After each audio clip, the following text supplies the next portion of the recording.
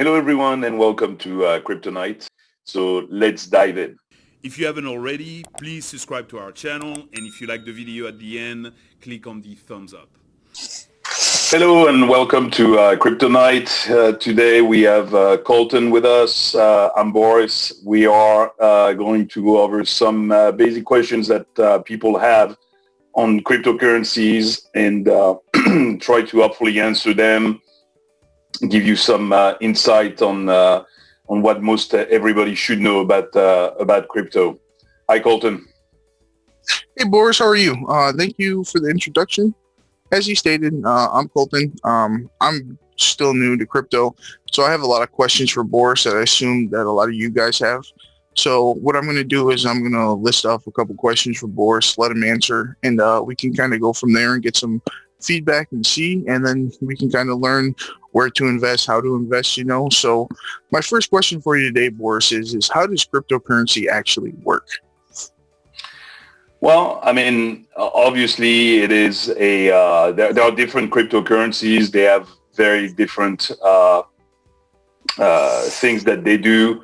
One of them is the biggest one. Bitcoin is a store of value. Most people look at it as digital gold. So that's mainly to put your money away and hopefully, fight inflation and also preserve the value over time. It goes up. One thing that's interesting to know is Bitcoin has been going up about 200% per year for the past 12 plus years that Bitcoin has been around. Some others have other mechanisms. They allow you to do cross-border payments like XRP. They also allow you to put a value on different things, such as fans for sports. That's the case, for instance, with the crypto.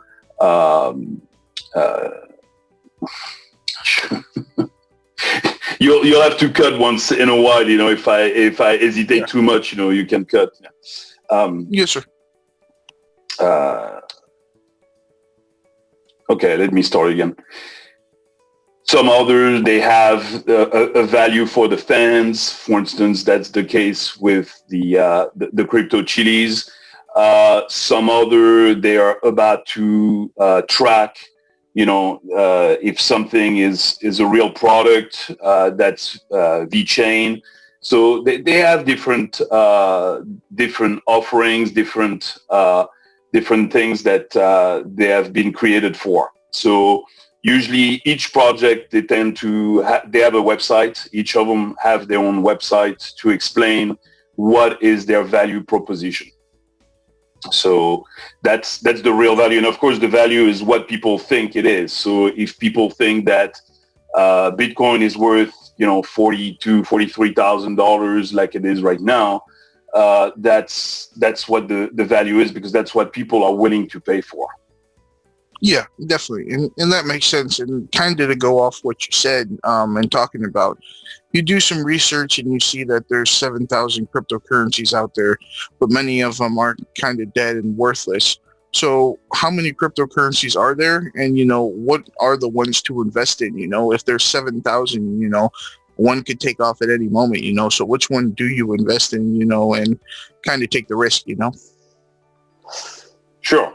So, realistically, there are more than 12,000 cryptos out there that are on the two big platform that people check on is CoinGecko and CoinMarketCap. And those list the value, the market caps, the number of tokens. You get a lot of information about those coins. And they list around 11 to 12,000. Now, there are even more than that, because there are some that are not even listed on CoinMarketCap or CoinGecko. So we can estimate there's probably like 15, 20,000 different cryptocurrencies, but really the only one that really matter usually are the top 200.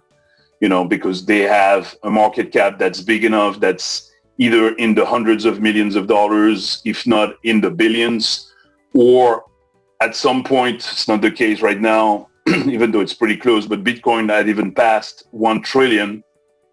So depending on what you're looking for, you can invest on the top 10, on the top 50, on the top 100, on the top 200.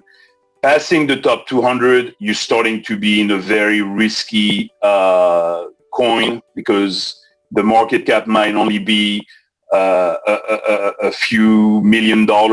And the biggest problem is, at that point, it's the liquidity, meaning that if you put in a lot of money into a coin that only has, let's say, $10 million, and it goes up, by maybe 50%, it goes up to, let's say, 15 million in market cap. The problem is, if you have a lot of those coins and you try to sell them, there might not be any buyers on the other side. So on paper, you've made a lot of money, but realistically, you cannot sell them. So what good is that going to do to you? At least the advantage of the top 200, there are buyers and there are sellers, but there's enough balance that you can sell them. So to me, it seems that it's usually best to look at that top 200. And if you want to be pretty safe, I would say if you invest in the top 50 coins, you are, probably buying, you're buying the largest caps, you're buying the largest projects, and the risk is definitely less because they have enough to cover if people want to sell. And also, they're usually real projects. There are real teams of developer behind them. They have a clear guideline, and they're not a scam. I mean, there's a lot of rug pull, in those coins that are in the 2, 3, 4, 5,000 range. Some of them, they're just really scams, that if you try to invest in those, some people are going to get rich because the coin is going to go up, 1,000% in a matter of days. And once they have sold all their coins and they're gone, the price is going to crash and there's no real project behind it. So I would say, to be safe, realistically, top 200 max. And if you want to be extra safe, probably the top 50, top 100 projects. That makes sense. Okay. Yeah. So it's like anything else, out there with investing. And, this question kind of piggybacks again off what you kind of been talking about. But, how many cryptocurrency exchanges are there? You do your research, you see there are about 300, and it kind of go, hand in hand with this question, what crypto to buy and, where to invest, what exchange should we use? Is there a better one? Is there one we should stay away from? So, yeah. Yes, sir. Yeah, I mean, as far as which one to buy, it's, we did a video yesterday on the different investing, ways that you have, like DCA is one of the favorite ones, $2 cost average, meaning you're buying over time and you're buying, small amounts. So if the price vary quite a bit, at least you're not buying at the top or not buying at the bottom, you're just averaging the price. So there are multiple ways of doing, safer investment that way. As far as picking the right coins, I mean, it's always kind of difficult. But if you look at the top 50, top 100, you can see which one have been going up a lot lately. And obviously, if a coin has been going up a lot, might not be such a great idea to invest in that one, because if it has already done, let's say, 10x or 20x since the beginning of the year, how much more can it go up? So at that point, might be worth looking at the coins that haven't moved as much, because they don't move at the same time. The crypto market doesn't move all at once. It's not like it's exactly like the stock market. It's not because Apple and Microsoft have gone up that everybody else's go up. It might be that some of them are catching up at some point. So you can see a coin that hasn't moved much in weeks, maybe in months, and suddenly you're like, okay, maybe that might be worth investing in that one.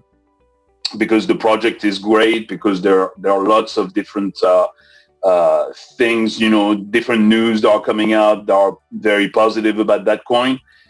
And at that point, you might want to say, okay, maybe I'll invest in that one because it has not moved that much, and maybe it's going to move quite a bit. And that one has a lot of potential because maybe it's done only like a 2 or 3x since the beginning of the year. So when evaluating which coins to buy, that's usually a good way of doing things. Is to look at the ones that haven't moved as opposed as the others that have moved a lot. Yeah, no, that makes sense, and I appreciate you answering that. Now, another question that kind of I have, and I think a lot of other people have, is is cryptocurrency secure? And I use Venmo, I use other services to send money to people, Zelle, etc. One thing that you hear through those if that's, for example, Venmo or Zelle gets hacked, it's not like the bank. Your money's not insured. If it gets hacked, the money's gone. That's why they always tell you to take the money immediately out of your wallet in Venmo, etc., because it's not backed. It's not insured. Is this the same thing with crypto? Like, is it secure? Is it have some insurance? And if it does get hacked, is the money gone? Like, what happens? Now, there are a few insurance companies that exist now that allow you to actually insure your cryptos, against an attack on an exchange. But one of the things people should do is take money out of exchange, meaning that if you buy a certain coin, like let's say ADA or Cardano, or you buy another one like Ethereum, or you buy,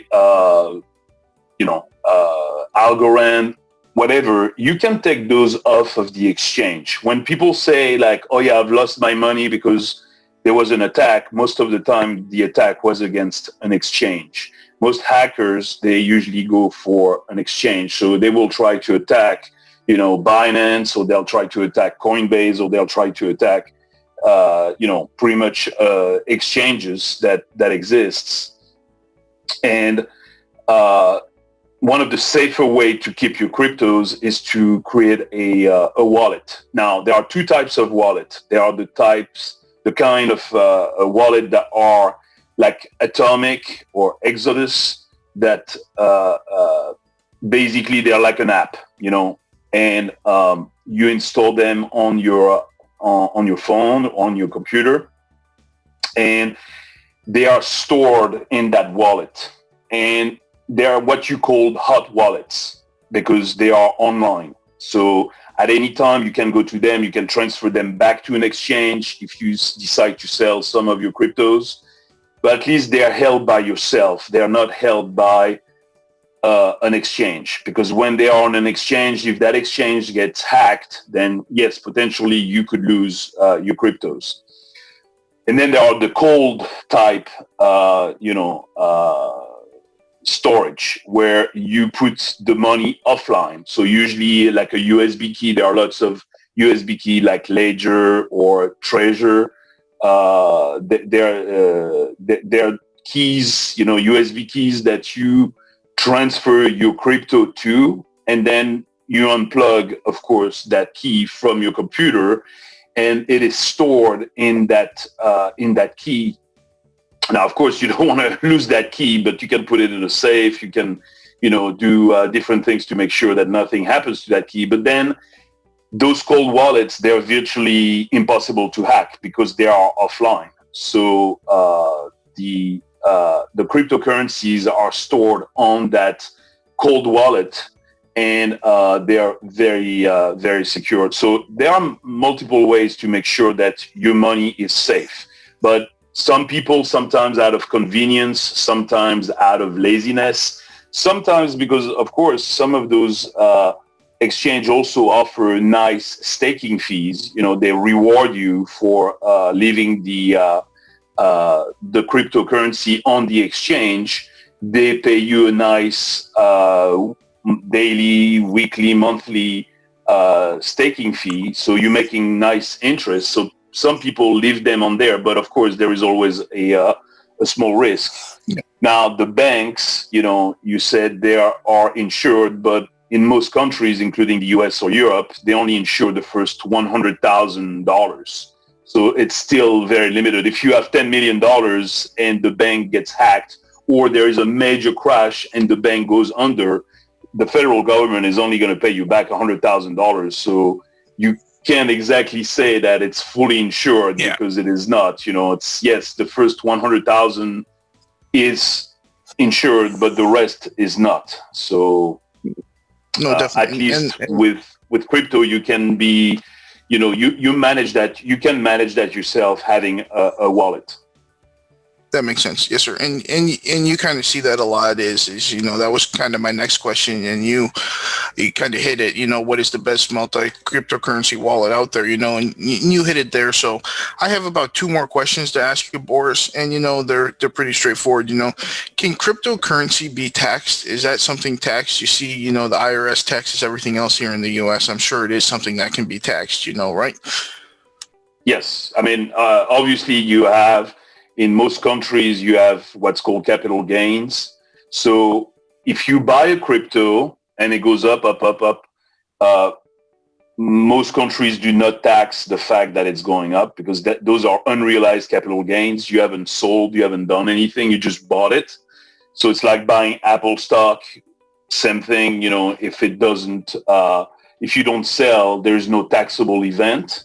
But if you actually end up selling some of your crypto or all of your cryptos, that becomes a taxable event. So you will be taxed on what's called capital gains. So if you bought Ethereum at $1,000 and it goes up to $3,000 and you sell one of them, well, you just made $2,000 of capital gain. So you will have to report that 2,000 capital gain income onto your tax return. So yes, they are taxable whenever you sell them. And some people, do swapping, meaning they go from one cryptocurrency to another. So first they buy with dollars, they buy an Ethereum, and then they swap later on that Ethereum for something else, like maybe they swap it for Cardano. But the swap, you're still realizing, a capital gain, because at that point, you may as well have sold it and to fiat currency, which is, let's say, US dollars, and use that US dollars to buy those Cardanos. It is the same thing. So swapping doesn't really doesn't avoid you from being taxed. The only way to avoid taxes is either to move to a tax-free country or to not sell, for a while. Maybe you're going to keep it for several years, and it only becomes taxable the day you sell. Definitely. Okay. And I know I said I had 2 more questions, but this time I really do have 2 more questions. And, this one is do you think cryptocurrency will replace fiat currency? Do you think at some point it will take over and be the currency in the U.S. and other markets as well? Well, it's difficult to know at this point, but one thing's for sure is the governments are coming out with their own cryptocurrencies. They're called CBDCs, and what they are is, cryptocurrencies, like the US is working on a US dollar, a digital US dollar. And most likely, I think that we will see at some point, countries replacing their paper money with digital money. China has done also what's called the digital yuan. So the same, they are going to, there are multiple advantages with digital currencies. First of all, it's a lot easier to trace. So basically, it's like doing nothing but wire transfers from one bank account to another. It's very easy for people to retrace what happened. And also, it's much faster, much easier, because let's say right now, you're sitting in Houston, I'm sitting in Gibraltar, And if I wanted to send you $100 cash, if I want to send you paper money, I would have to maybe FedEx it to you. It'll take 3-4 days for you to get it. I could go to my wallet and send you to your wallet address $100 of, let's say, USDC, which is a digital dollar. You would get it within minutes, onto your. So I think that it's not necessarily that Bitcoin is going to replace the US dollar. I think most countries will come out with their digital currency, and there'll be a lot of digital currencies that are going to also be part of the ecosystem. Bitcoin being, the digital gold, but also different ones that are going to be used, for different things. Because where I live, it's the British pound. You live with the US dollar. I could send you XRP because XRP is great for cross-border payments, and it will take literally 3 seconds to go from my wallet to your wallet. So, you would get the same exchange rate, getting the XRP that I bought in British pound, and then you would sell it in US dollars to get fiat back. I think it's going to be very much like the internet at the end. I don't think that necessarily Amazon is going to replace all the brick and mortar places. It's going to replace all the stores. But as we have seen with the internet over time, there are lots of stores that didn't survive, but there are still a lot of stores that are around. And the Amazons, the Netflix, all the different websites that were created and replace something that exists in reality, like Blockbuster, for Netflix, or JCPenney for Amazon.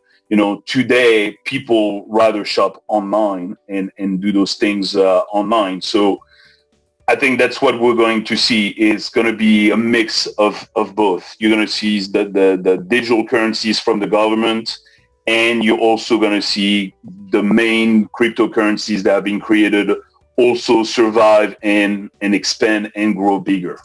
No, and that's interesting. And being someone who's new and fresh into this, you did some research, and you do see the U.S.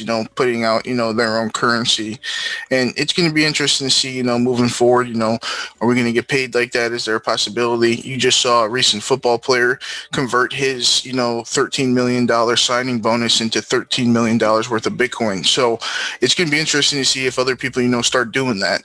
Now I know we're running out of time here, and it's getting short. So for someone like me, I'm a beginner, Boris, in crypto.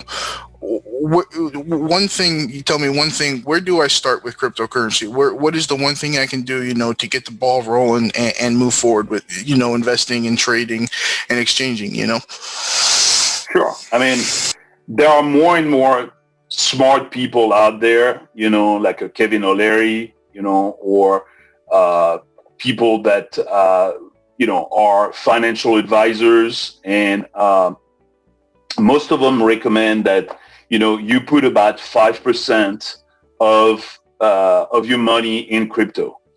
And I think that 5%, I mean, most people can survive, even if they were to lose that 5%, they could survive, So I don't think it's going to necessarily put anybody in danger to put 5% of your savings in cryptocurrencies. Most likely, over time, it will go up, because if you had put 5% of your money back in 2009, 2010 in crypto, you'd be sitting very pretty right now with a lot of money. Now, of course, those, big swings and those, major gains are probably not going to be as great moving forward, because Bitcoin has already gone up quite a bit, even though it has a lot of room to go. But I would say probably, look at investing maybe 5% of your money.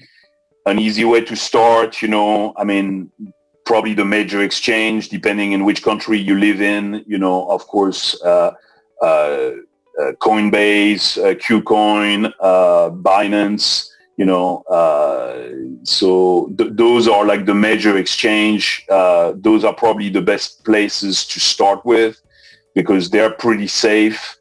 We were talking about insurance a few minutes ago, and usually those also have some funds set aside in case of an attack, because whenever they get attacked, there's never a hacker that's able to withdraw the entire amount of all the money that's on the exchange. It's just not possible because Coinbase, Binance, all those guys, they also do cold storage. So whenever people, have a certain amount of money, they take, part of that money and they put it in cold storage, because a little bit like a bank, even though people in a bank, in a local branch, you may have yourself, let's say if you're very rich, you have $100 million. They don't have $100 million sitting in their safe. They may have maybe $500,000 sitting in case some people need to withdraw some money. But they know that on general, no one just shows up and say like, hey, I want to take my $100 million out right now, give it to me in cash. So at a local branch, they never sit with a ton of money. They just sit with enough so that they can accommodate everybody, at the branch. And these exchanges, they also do that. So that means that even if they had the worst breach ever and the worst attack ever, maybe they would lose 5 or 10% of what they have in reserves. 90% is already in cold storage. So use those big exchange because they're pretty safe. Don't use some unknown ones that no one has ever heard of, because that would be a lot more dangerous. And also the cool thing is those exchanges are very easy to use. So that's what I would do, and I would definitely do it over time. If you say I'm going to invest 5% of my money, and let's say that amount of money is, let's say, $5,000 to make it easy, well, don't go and buy $5,000 worth of Bitcoin or Ethereum. Buy it over time, buy small amounts, keep some cash reserves, so that if there is a dip, you have the opportunity to buy a little more, and do it over time. So, and the other thing that's majorly important in crypto is to what they call HODL, which is to basically keep your cryptocurrencies for a long time. If you want to buy crypto and you want to sell it, next week, either you're not going to make a whole lot of money, or you're going to be missing out on a lot of gains. So the idea is to keep those cryptocurrencies for at least a few years, if not many, many years, because that's how you really make, you can really make some nice gains is over time. Sometimes people are blinded by the Safe Moons or the Shiba Inu or the Doge coin or some of those that pumped up like crazy in a matter of weeks or in a matter of months. And they think that, they're going to multiply their money by 20, 30 in just a few weeks time. And that's just not true, because most of the time, those that pumped like crazy, they also crashed like crazy right after, So I think if you want to play it safe as an investor, you buy a certain amount. You also make sure that the amount you're investing is not money you need in the immediate future. And you keep it for a long time, hopefully for 5 or 10 years. That's what Michael Saylor from MicroStrategy is doing. Is keeping, he's bought a lot of Bitcoins, but over 100,000 Bitcoins for his company. And his goal is to keep it for 10 plus years, because he knows it will appreciate over time in value. No, and I appreciate all the information today, Boris. Like I said, I'm looking at the time. I know we're out of time, but I want to just first and foremost say thank you for having me on the channel today. I would love to come back. I have more questions, so we can definitely do this again. And thank you again, Boris. Sure. Thank you, Colton. Have a good day, everyone. See you soon on Crypto Night. Thank you, guys. I hope this video helps. Thank you for watching. Have a good day. If you haven't already, please subscribe to our channel. And if you like the video at the end, click on the thumbs up.